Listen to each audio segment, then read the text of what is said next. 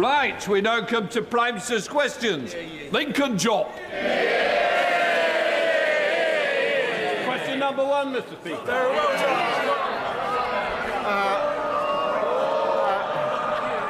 Mr. Speaker, can I start by condemning, in the strongest possible terms, the sickening repression and murder of protesters in Iran? The contrast between the courage of the Iranian people and the brutality of their desperate regime has never been clearer. Mr. Speaker, we've called out this brutality face to face. We're working with allies on further sanctions and doing all we can to protect UK nationals. Mr. Speaker, time and again, under the party opposite, towns and cities across the north were failed. Today, this Labour government delivers change. A major new rail network across the north and a new northern growth strategy. That is the renewal that this country voted for. This morning I had meetings with ministerial colleagues and others. In addition to my duties in this House, I shall have further such meetings later today. Thank you, Mr. Speaker. And can I associate myself with the Prime Minister's remarks, particularly about Iran? Visiting schools in my Spelthorne constituency is one of the great joys of this job. So I was frankly appalled to hear that the Labour Member of Parliament for Bristol North East was prevented from visiting a school in his constituency because he is Jewish. This is anti-Semitism and it is happening in plain sight. With all due respect to the Prime Minister, I don't want to know how he feels about this. I want to know what he's going to do about it. Prime Minister. Can I start by thanking him for raising this case, because it is very serious, very concerning. And all members of Parliament should be able to visit anywhere in their constituency, schools or other places, without any fear of anti-Semitism. We do take this seriously. We're providing more funding for security and support we're putting in across the country, and we will be holding those to account who prevented this visit to this school. Annalise Midgley. Thank you, Mr. Speaker, and I'd like to thank the Prime Minister for his commitment to delivering the Hillsborough Law. But it has been proven that following the Manchester Arena bombings, MI5 spent 6 years misleading the public and concealing information. There was no risk to national security because it was a closed hearing. So will the Prime Minister deliver justice for those families and confirm that this government will bring forward an amendment that will make robust the duties and responsibilities of candour for all parts of the state, including individuals in the security services, so we can finally say, never again? Prime Minister. Can I thank my honourable friend? The Hillsborough Law will right wrongs of the past, changing the balance of power to ensure the state can never hide from the people it should serve. And I would like to acknowledge, Mr. Speaker, I think some of the families are in the gallery with us here today, and I will be meeting them later on this afternoon. I've always been clear the duty of candour applies to the intelligence services. I made a commitment we wouldn't water down the bill, and the amendments we put forward strengthen it. It is right that there are essential safeguards in place to protect national security, and we've got that balance right. I will meet the families and will outline the next steps on Monday in relation to that crucial balance. We come to the Leader of the Opposition, Kemi Badenoch. Thank you, Mr. Speaker. And can I agree with the Prime Minister's comments on Iran? Today, Irfan Soltani faces execution for protesting in Iran, and I'm sure the whole House will be united in condemning this. Our thoughts are with him and his family and the brave protesters fighting for their freedom against an evil regime. Mr. Speaker, I know the Home Secretary will be making a statement today on the West Midlands Police. The first thing that she should be announcing is the sacking of the Chief Constable. And I thank the member for West Suffolk for relentlessly pushing this issue. Mr. Speaker, can I welcome the Prime Minister's latest U-turn? I feel like I say that every week. Mandatory digital ID was a rubbish policy, and we on this side of the House are glad to see the back of it. But yesterday, the Health Secretary said the Prime Minister's New Year's resolution should be, and I quote, to try to get it right first. To try to get it right first time.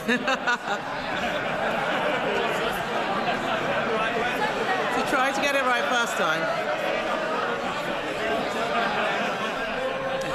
did say that. You did say that. My question is, does he agree? Prime Minister. Mr. Speaker, I'm determined to make it harder for people to work illegally in this country, and that's why there will be checks, they will be digital, and they will be mandatory. And I'll tell her what this government is doing, whether on planning, child poverty, employment rights, investing in our NHS, we're taking the right choices for Britain, and they oppose every single one of them. And she talks about U-turns and consistency. From the party that used to recognise the challenge of climate change, and now they run from it, who promised to cut immigration, but then lost control of it, who once took great pride in our diversity, now they talk of deporting our neighbours to achieve cultural coherence. And Mr. Speaker, on consistency, don't get me started on 5 Prime Ministers, 6 Chancellors, 8 Home Secretaries, 16 Housing Ministers. They had more positions in 14 years than the Kama Sutra. No wonder they're knackered and they left the country screwed. Kemi Badenoch. A lot of waffle, Mr. Speaker, but it's still a U-turn. The member for Hull East has said, it's so interesting, Mr. Speaker, Labour MPs must think very carefully before defending policy decisions publicly. He said, and I quote, "This stuff leaves us looking really stupid." I'm sorry to tell him, but Labour MPs have been looking stupid for a long time. But let's look, Mr. Speaker. Mr. Speaker, let's look at some other things the Prime Minister didn't get right first time, starting with the family farms tax. Some farmers were so terrified they sold their farms last year only for the Prime Minister to U-turn 2 days before Christmas. Will he apologise for the misery he's caused countless farmers? Prime Minister. Mr. Speaker, the principle we put in place on inheritance tax is the right one. We listened, we made an announcement. But what we're doing is turning the country around. Yes, we've changed the country. We've changed the failed approach of the last Tory government. They crashed the economy and sent mortgage rates through the roof. They left millions stuck on NHS waiting lists. They presided over the worst Parliament for living standards on record. Now we're turning that around. We're changing that. Inflation and interest rates are coming down. Waiting lists are coming down. Wages are up more in the first year of a Labour government than 10 years of the Tory government. But I understand, Mr. Speaker, that she's taking advice on change. She had Nadeem Zahawi in to ask his advice, how to change and how to save her party. Please don't tell me she listened to his accountant. Next day after the advice, he jumped ship to reform, the 23rd former Tory MP to do so. I don't know which is more pitiful, the flood of former Tory MPs deserting her sinking ship, or the Reform Party so desperate to launder any old failed Tory politician. Mr. Speaker, the Prime Minister doesn't need to worry about me. I'm all right.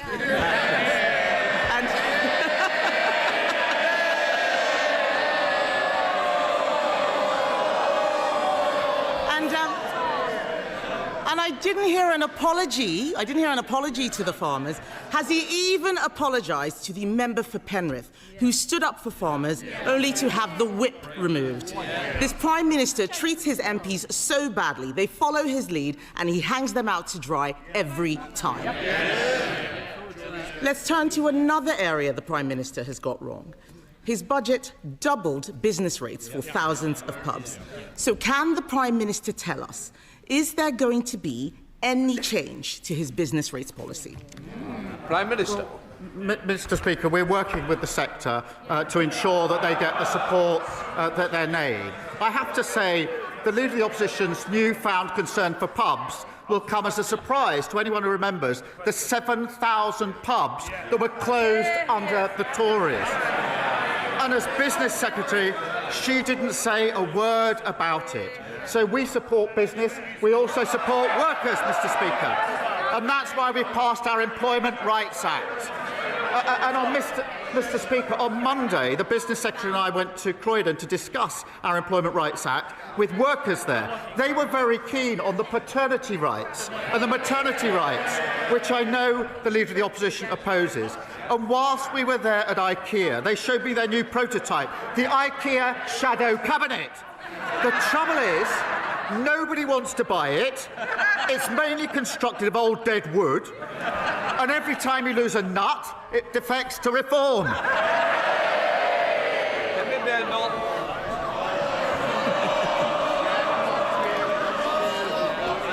Mr. Speaker, he didn't answer the question about business rates. It sounds like he doesn't know what his policy is. And this has been a farce from start to finish. On Monday, the Business Secretary said the Chancellor did not even realise the impact of her business rates policy. No surprise there. But yesterday, the Tax Office said that they did tell the government what the impact would be. So can the Prime Minister be clear? Did he understand the impact of his own policy on pubs?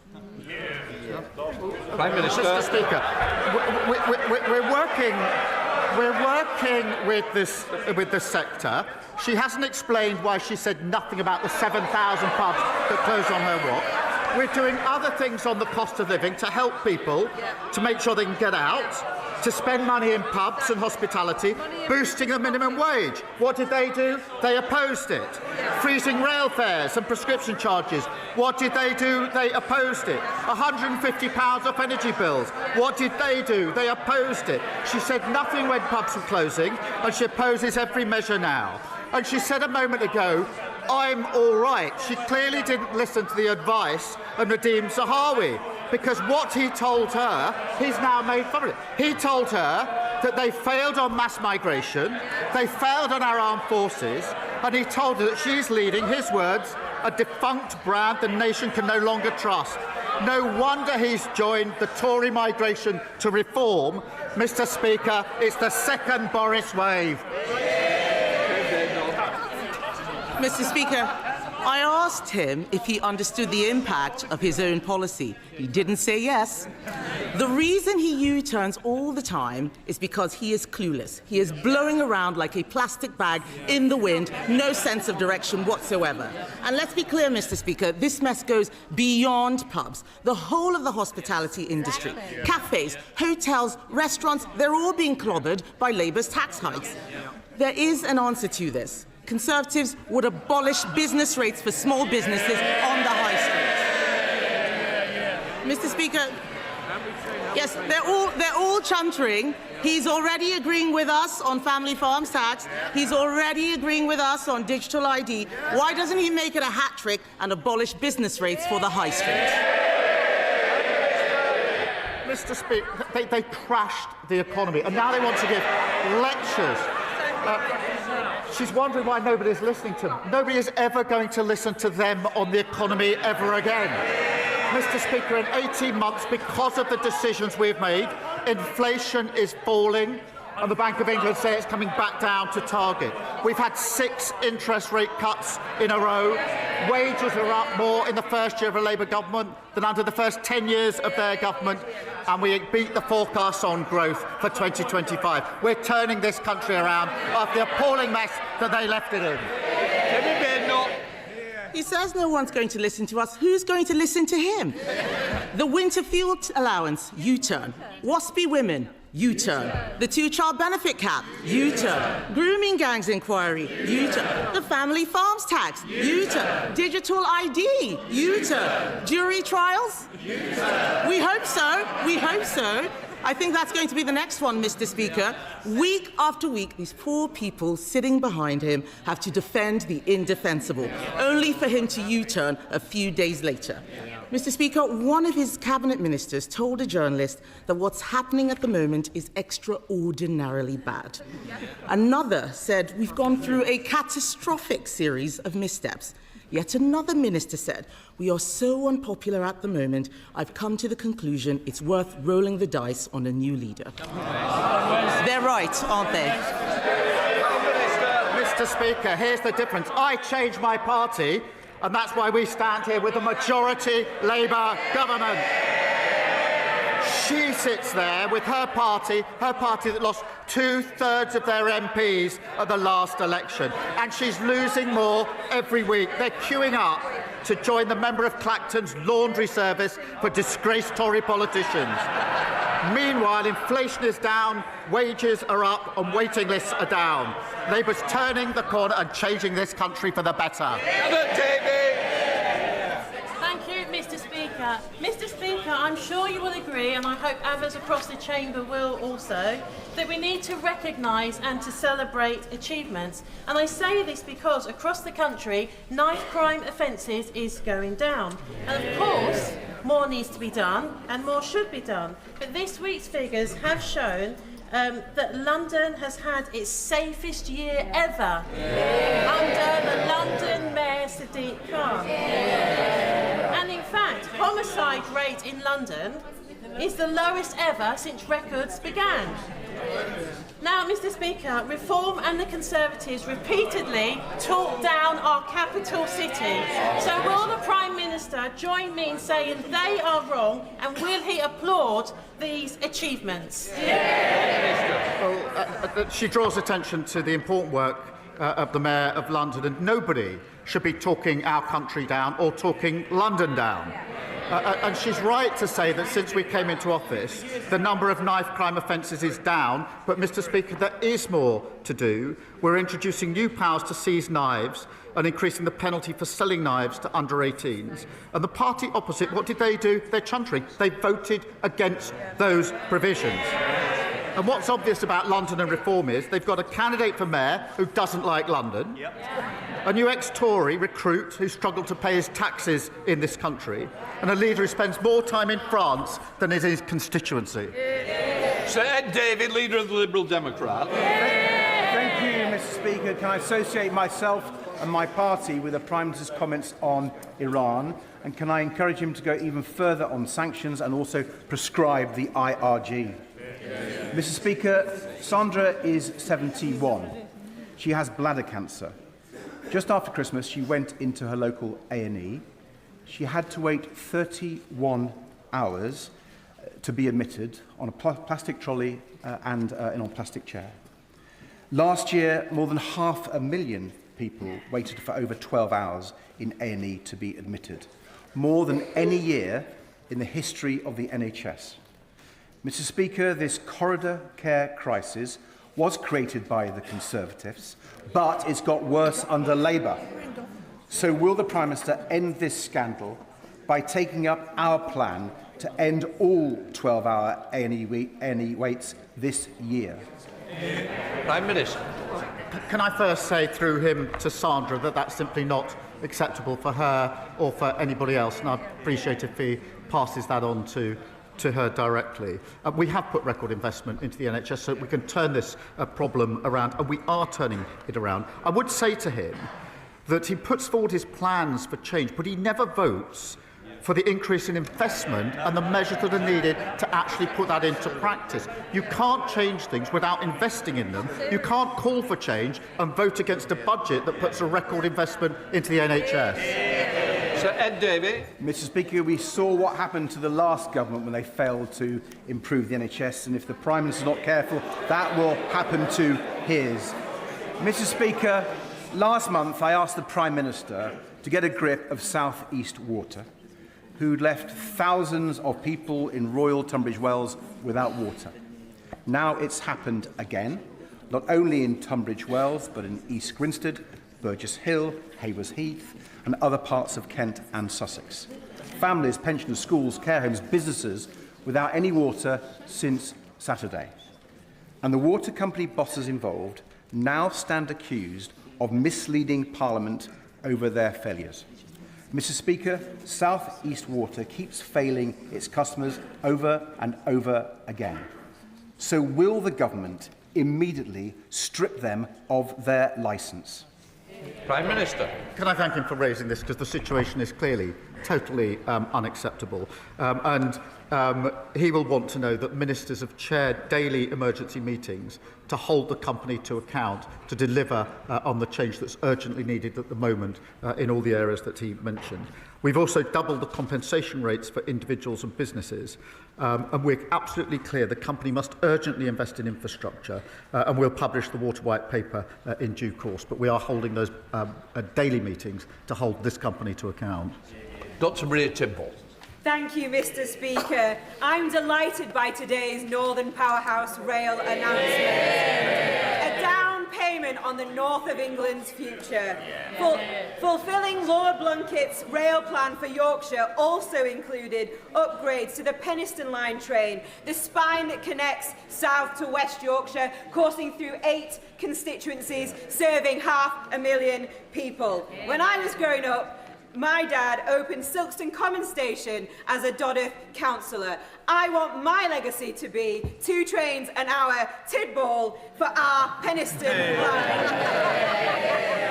Will the Prime Minister meet with me to discuss how we can secure funding for the second phase of the Penistone Line upgrade scheme to achieve 2 services an hour? Prime Minister.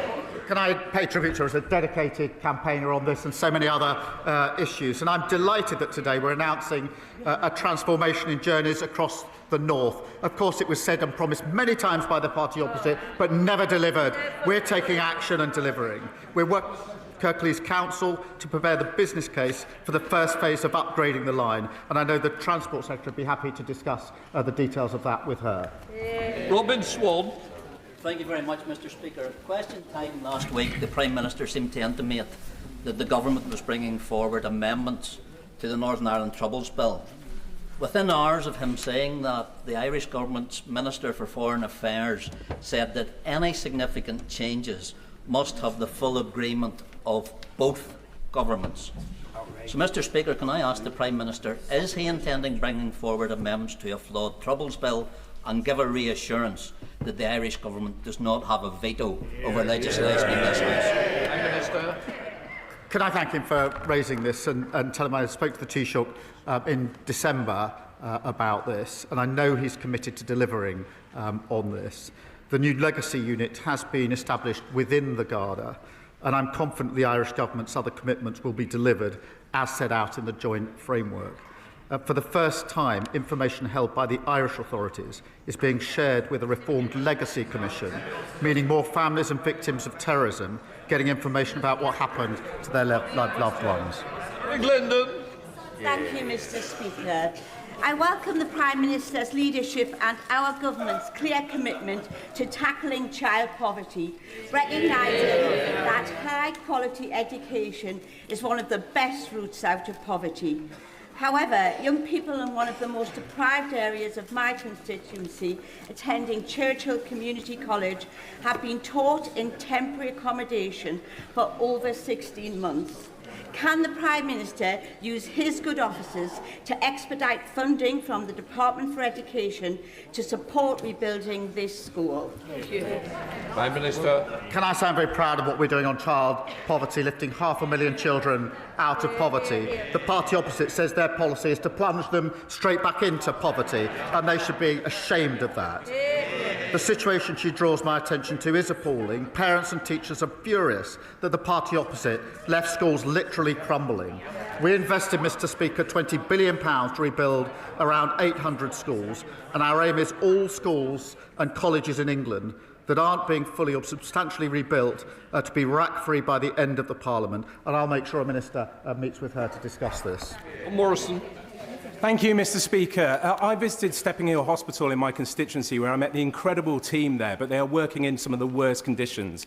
The staff there showed me the wards where sewage is coming up onto the floors through the drains, and they showed me the ceilings where water is dripping down out onto vital equipment. The hospital itself has a £130 million repair bill, and the Prime Minister is the man that can change this. So will he meet with me, the member for Hazel Grove and the member for Stockport constituency, so we can talk to him about this issue, get some investment in, and then get the hospital that my constituents deserve? Prime Minister. Well, I thank him for raising this, and he knows we inherited a terrible situation with waiting lists, performance targets missed, and hospitals like Stepping Hill left to crumble. They should be absolutely ashamed of themselves.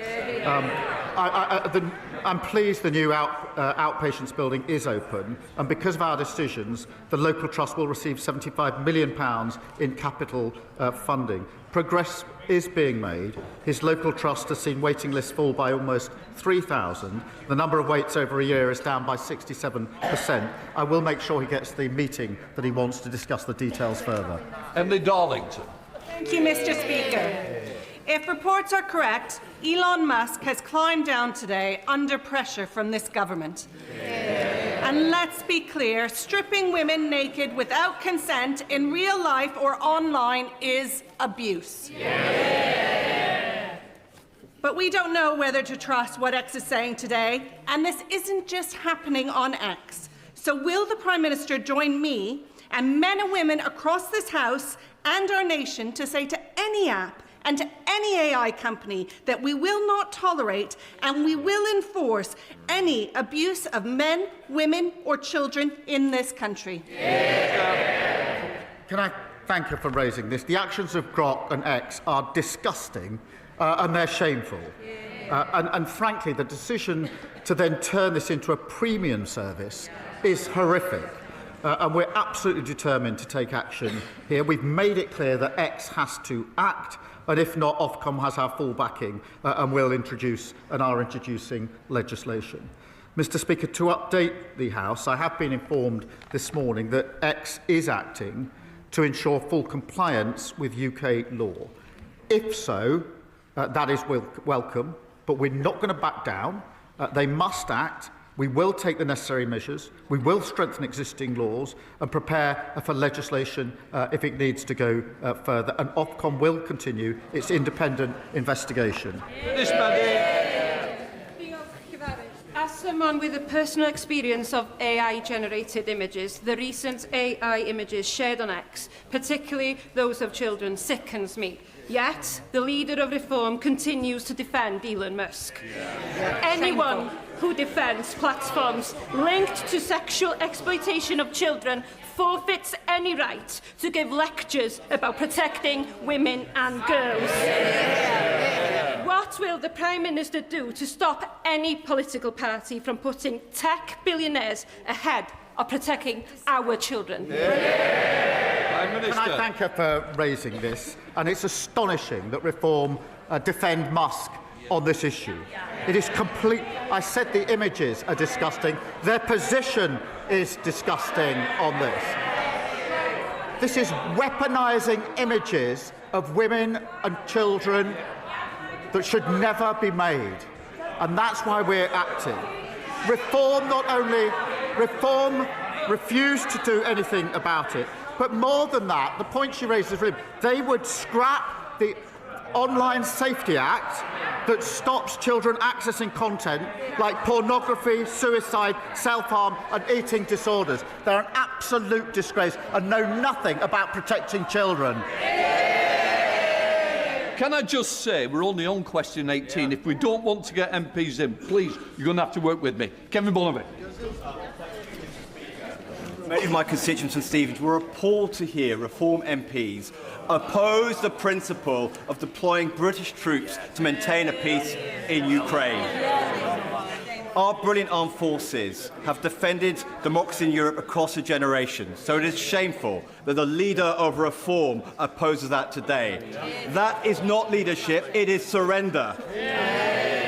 Does the Prime Minister agree that Labour governments always have and always will defend British interests, not those of Russian dictators or oligarchs? Prime Minister. Mr. Speaker, this is a question of values and freedom, I'm proud of the British workers in his constituency, in fact, supporting our Ukrainian allies. Ukrainian soldiers are defending European values on the front line every day. And, Mr. Speaker, in the event of a ceasefire, multinational force will carry out defence and deterrence operations and conduct training, planning, recovery and regeneration of Ukrainian forces. But this week, the leader of Reform said Russia had a casus belli.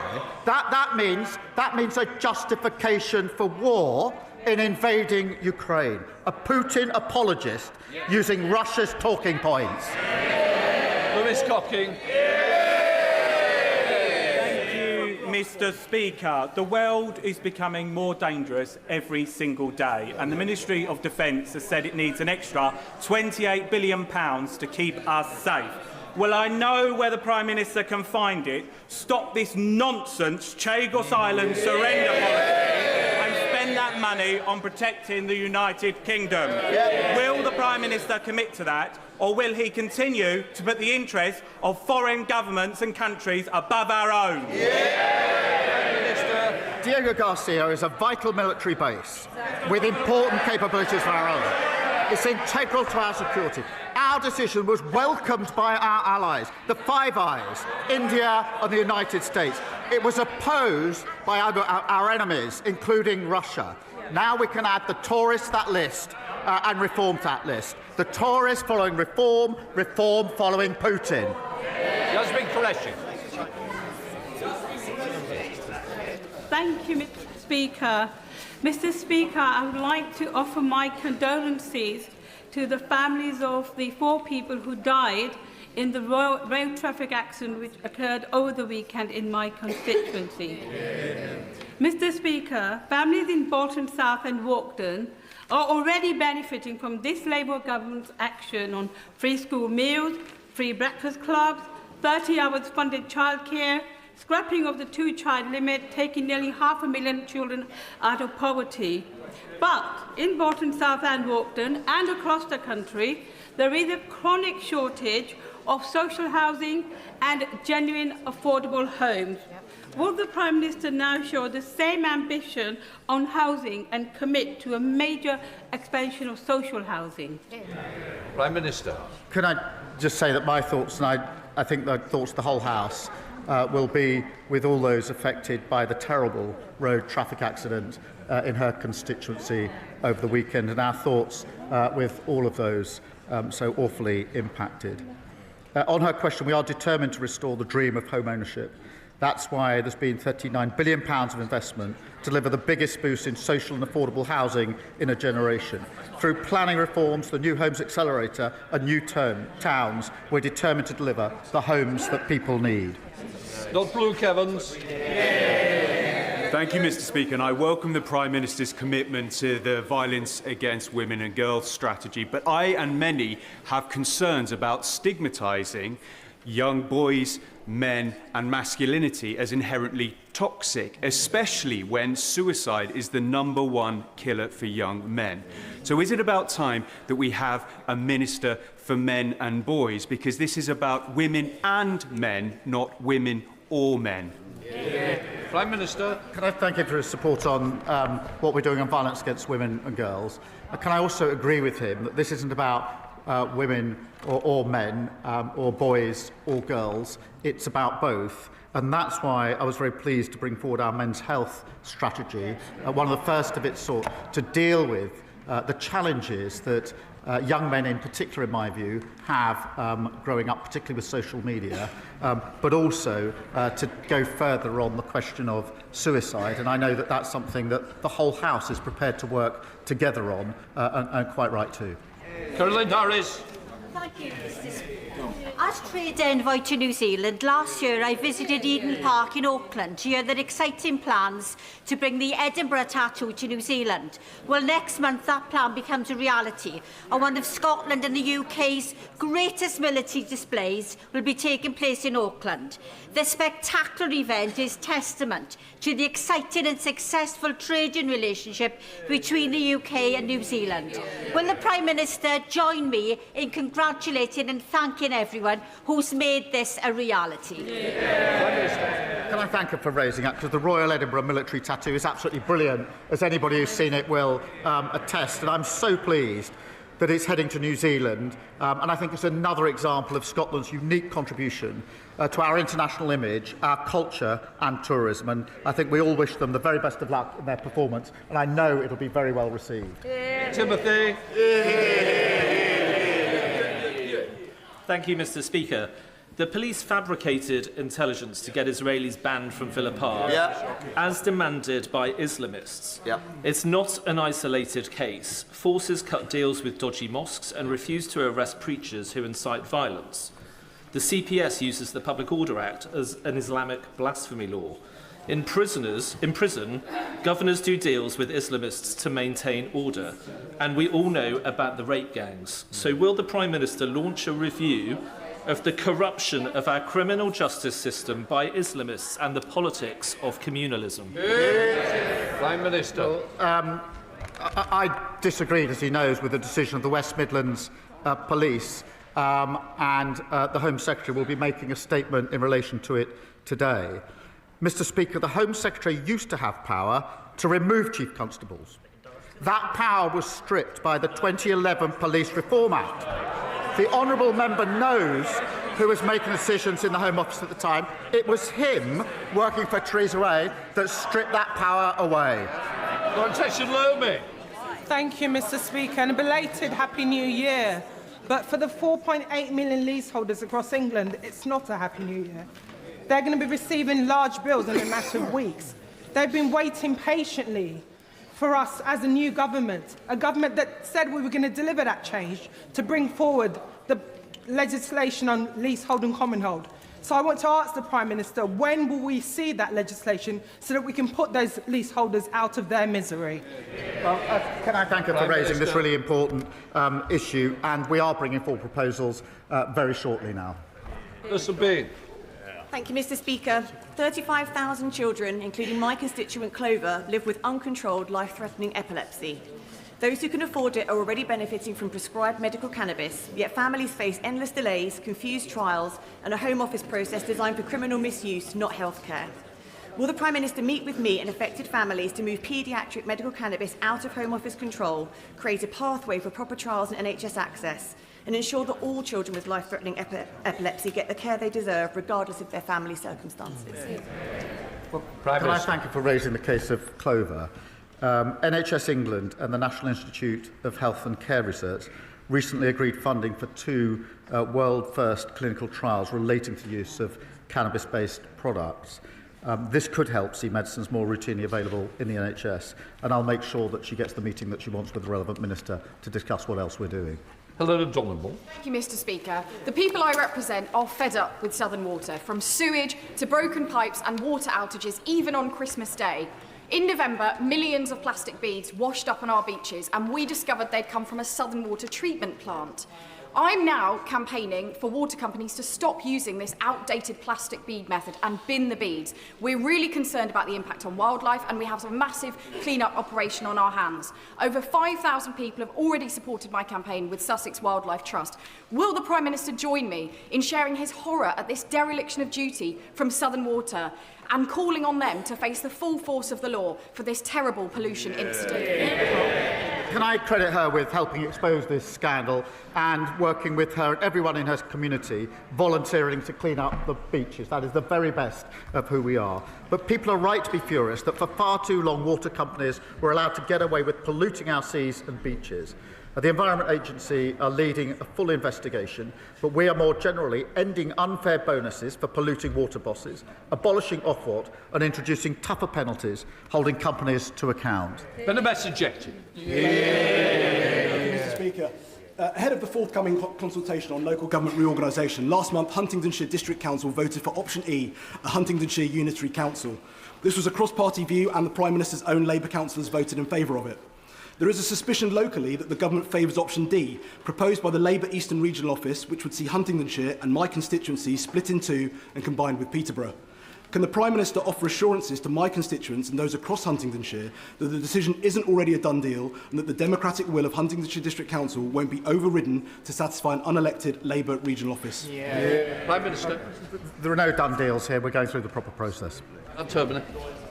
Thank you, Mr. Speaker. The staff at West Herts Teaching Hospitals Trust, which operates Watford General in my constituency, have been very busy bees. They have recently won Trust of the Year and Performance Recovery at the 2025 Health Service Journal Awards. Will the Prime Minister join me in congratulating the amazing team at Watford General and thank them for all the hard work that they have done to achieve this admirable accolade. Imagine what further achievements that they will make when they have their new hospital and new facilities. I will join him and thank the staff in his hospital, but also the NHS staff across the country who worked so hard over Christmas and New Year, which is notoriously a difficult time. That completes Prime Minister's questions. Let the front benches change over.